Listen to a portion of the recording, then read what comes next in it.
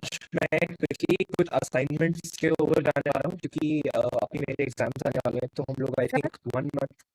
हाँ सर बताएं। आपकी आवाज क्लियर नहीं आ रही।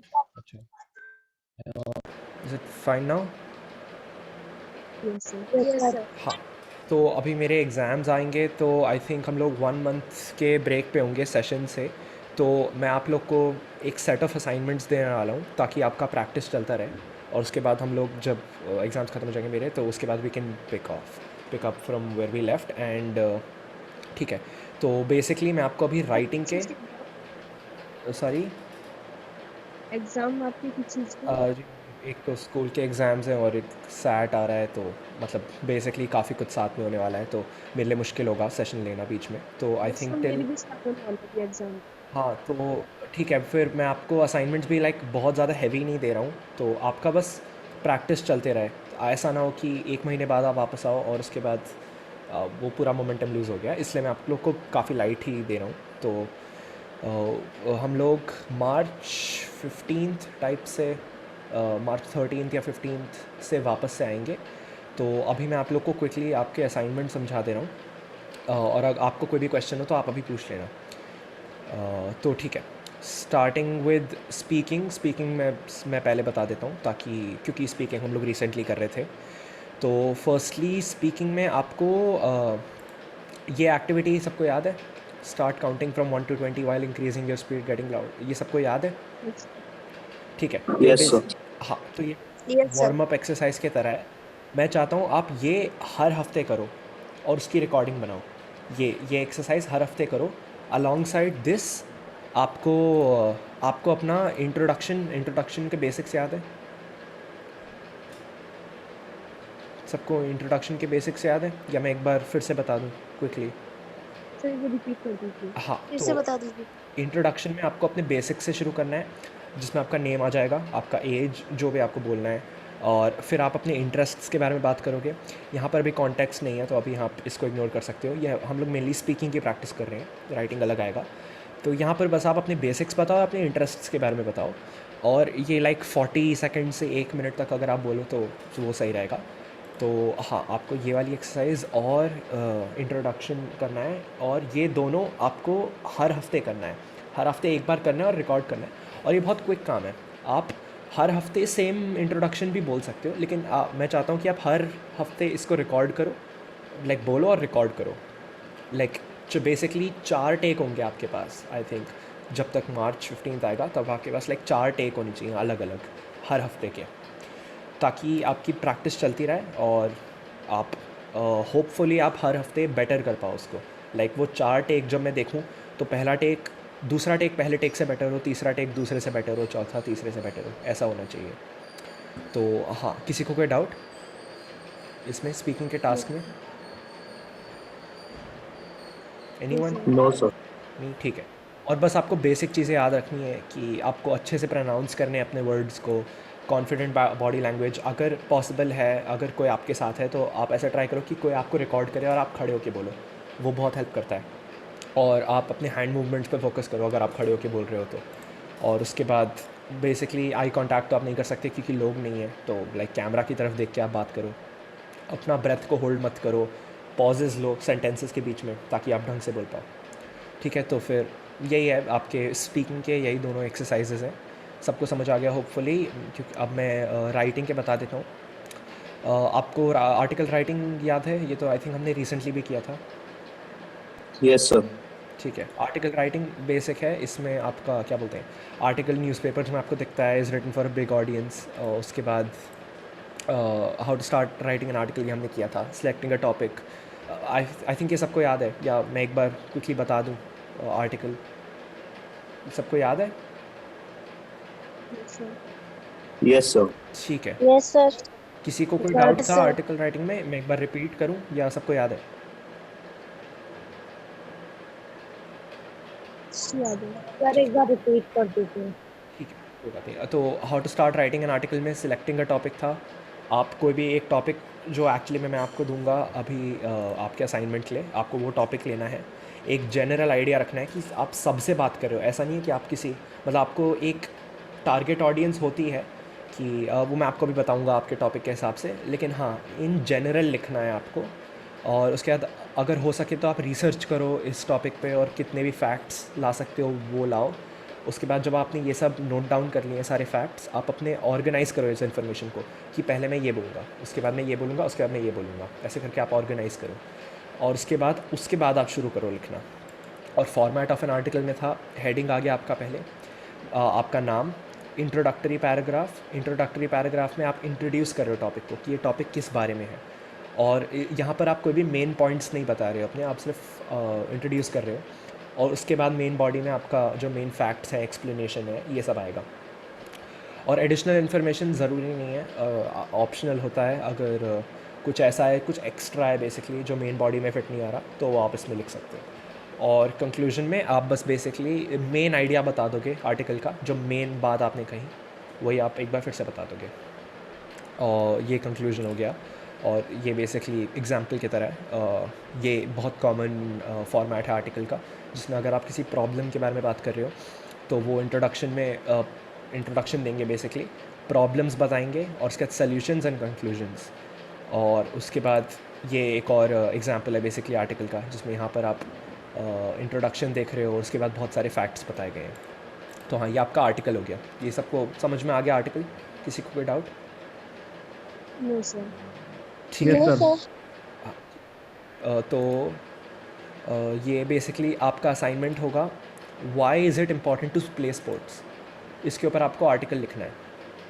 अब कोई मेरे को ऐसे इन जनरल बताओ, आप इस आर्टिकल में क्या लिखोगे? किसी को कोई आइडिया? ऐसे इन जनरल आपके दिमाग में क्या आ रहा है कि आप क्या क्या करोगे? एनीवन?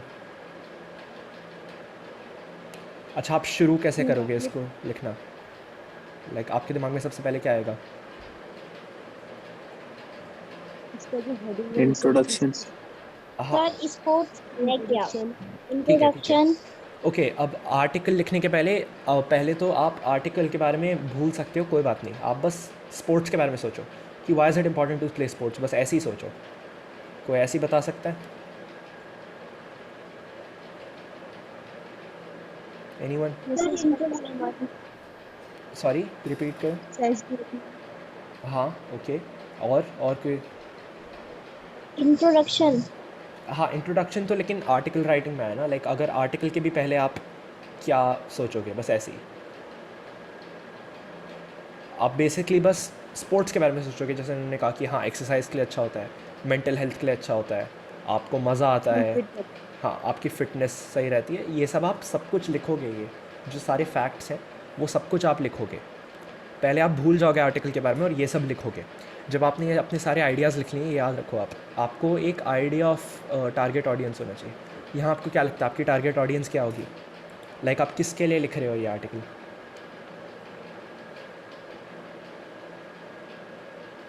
इसमें कोई गलत आंसर नहीं है, आप अपना बता सकते हो। आपका लाइक टारगेट ऑडियंस क्या होगी, आप किसके लिए लिख रहे हो ये आर्टिकल? बच्चों के लिए। हाँ बिल्कुल, बच्चों के लिए हो सकता है। स्पोर्ट्स। बच्चों के लिए भी हो सकता है, बड़ों के लिए भी हो सकता है, बूढ़ों के लिए भी किसी के लिए भी हो सकता है। वो आप बस अपने दिमाग में रखो, आप किसके लिए लिख रहे हो सकता है बच्चों के लिए, और जो स्पोर्ट्स नहीं खेल रहे हैं लेकिन उनको खेलना चाहिए, ऐसा करके कुछ। तो आप बस वो दिमाग में रखोगे। उसके बाद आप अपने सारे फैक्ट्स लिखोगे जो भी अभी आप सोच रहे थे। encourage करने के लिए। हाँ, और उसके बाद आप ये सारी इन्फॉर्मेशन को बेसिकली ऑर्गेनाइज़ करोगे कि मैं पहले ये, उसके बाद ये, उसके बाद ये, ऐसे करके आप ऑर्गेनाइज़ करोगे कि मैं पहले इसके बारे में बात करूँगा कि कैसे स्पोर्ट्स फिटनेस के लिए अच्छा होता है, उसके बाद मैं इसके बारे में बात करूँगा कि वो कैसे आपके दिमाग के लिए अच्छा होता है। ऐसे करके आप ऑर्गेनाइज़ करोगे और उसके बाद आप लिखना शुरू करोगे। हाँ, उसके बाद आप सोचोगे कि हाँ इंट्रोडक्शन मेरे को लिखना है, उसके बाद मेन बॉडी जो भी, वो आपकी मर्ज़ी है। और वो आपको कैसे करना है वो बाद में आएगा, आर्टिकल राइटिंग बाद में आएगा। पहले आप सारे आइडियाज़ लिखोगे अपने। ठीक है, तो ये बेसिकली आपका आर्टिकल वाला पार्ट हो गया। ये सबको समझ में आ गया? Yes, sir. सर। हाँ, किसी को कोई डाउट आर्टिकल राइटिंग के बारे में? ठीक है, तो मैं नेक्स्ट पे मूव कर रहा हूँ। ओके, ईमेल सबको याद है? किसी को कोई ऐसा जिसको ईमेल एकदम याद नहीं है जिसके लिए बताऊँ? सर ईमेल क्या? ईमेल बेसिकली अच्छा, अगर आप सेशन में नहीं थे तो मैं एक बार आपको बहुत क्विक ओवरव्यू दे रहा हूँ। ईमेल बेसिकली इलेक्ट्रॉनिक मेल जो लेटर की तरह है लेकिन लेटर नहीं है। इसमें subject line, opening, body, closing ये सब होता है। और हाँ, ये एड्रेस लाइन, एनवेलप, स्टैम्प ये सब नहीं होता, वो सब लेटर में होता है basically. Format of an email, to आप किसको भेज रहे हो ईमेल, सब्जेक्ट लाइन, एक लाइन में आप बताओगे ईमेल किस बारे में है। सब्जेक्ट लाइन मतलब सैल्यूट, मतलब सब्जेक्ट लाइन बेसिकली ऐसा होना चाहिए कि जिसको आप ईमेल भेज रहे हो वो जब ईमेल देखे, वो सब्जेक्ट लाइन देखे और उसको एक सेकंड में समझ आ जाए कि ईमेल किस चीज़ के बारे में है। सैल्यूटेशन, लाइक आप डियर प्रोफेसर या to whom it may concern ऐसे करके सैल्यूटेशन दे रहे हो। इंट्रोडक्शन, इसमें आपका क्या बोलते हैं, ईमेल किस चीज़ के बारे में है वो आप बताओगे और बेसिकली आप अपने आप को भी इंट्रोड्यूस करोगे। फॉर्मल ईमेल्स में ये करना पड़ता है, ठीक है। और main body, address, what ever जो भी आपको मेन बॉडी में लिखना है, जो आपका ईमेल जिस भी बारे में है।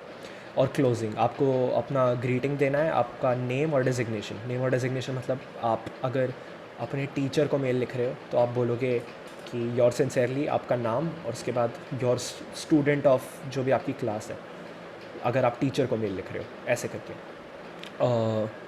ठीक है, सबको फॉर्मेट ऑफ एन ईमेल समझ में आया? Yes sir. किसी Yes, को sir. कोई doubt?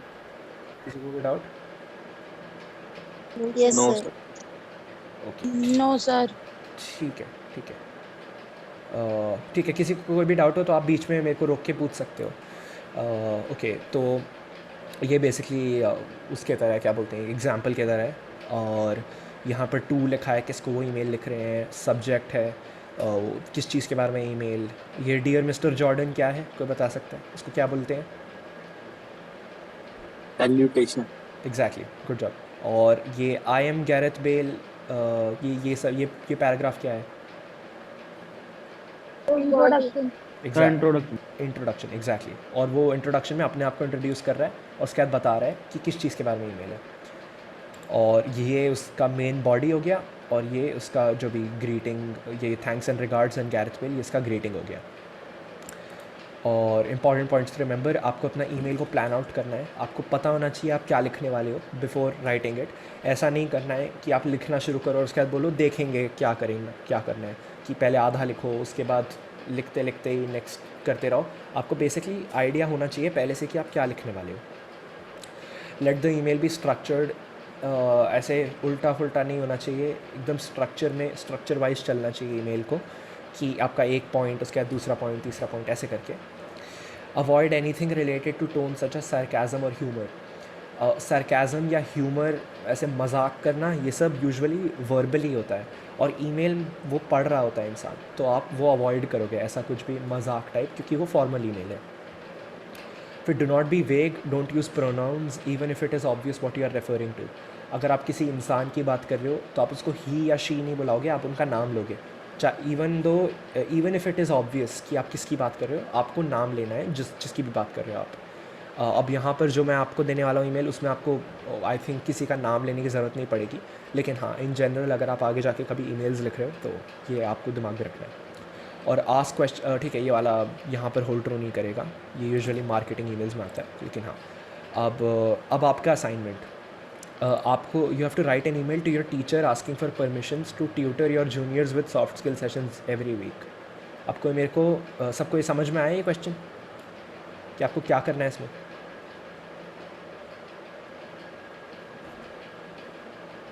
एक बार मैं रिपीट करूं?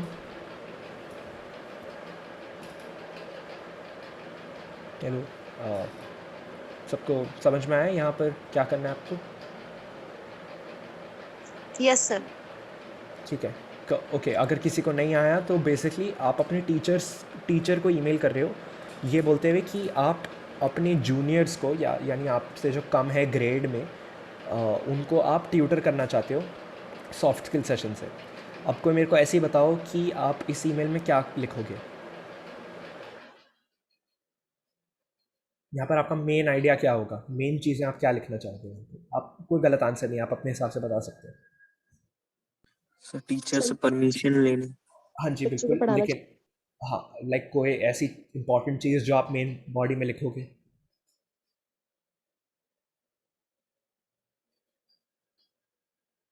एनीवन? सर हेल्पफुल है हमारे जूनियर ग्रेड्स के लिए। एग्जैक्टली, करेक्ट, ये भी आप लिखोगे। और कुछ?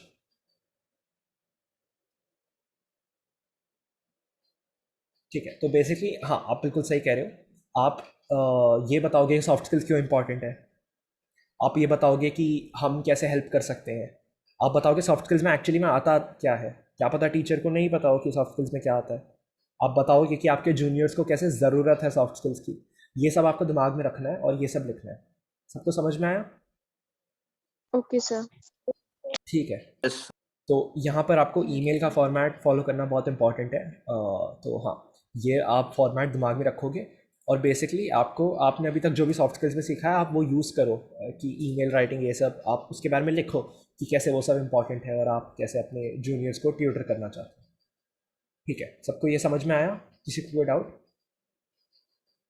No sir. No sir no sir.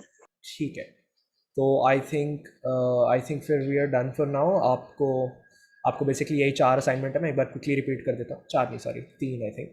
आपको ये वाली एक्सरसाइज करनी है, क्या बोलते हैं, ये स्टार्ट काउंटिंग फ्रॉम 1 to 20। आप जितना कर सकते हो करो। और उसके बाद आपको क्या बोलते हैं, इंट्रोड्यूसिंग योर सेल्फ। 4 टेक लेने हैं, हर हफ्ते एक टेक लेना है, चाहे वो सेम इंट्रोडक्शन हो।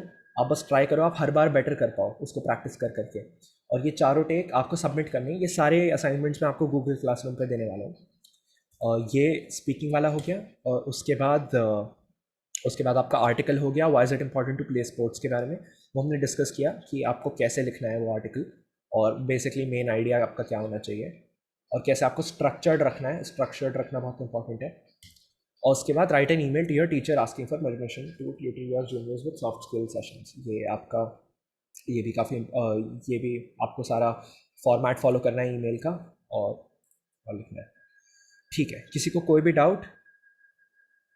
No sir. No sir no sir. ठीक है, तो आई थिंक फिर we can end for today. I hope आपको समझ में आया, और हम लोग फिर 1 month के बाद मिलते हैं।